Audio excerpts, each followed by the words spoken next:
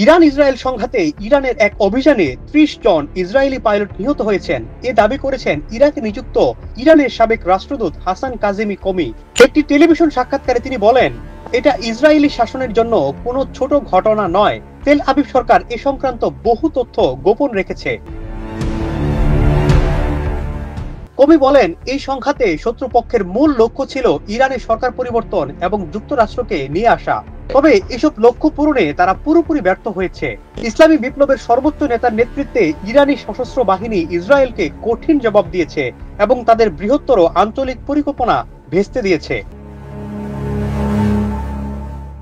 গত ১৩ June Israel ইরানের সামরিক, পারমাণবিক ও আবাসিক স্থাপনাগুলোতে একতরফা হামলা শুরু করে।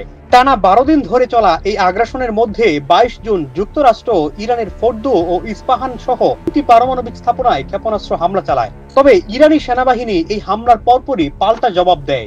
অপারেশন ট্রু প্রমিস ৩ নামের অভিযানে ইসরায়েলের বিভিন্ন শহরে ২২ দফা ক্ষেপণাস্ত্র হামলা চালিয়ে বড় ধরনের ক্ষতি করে ইরান।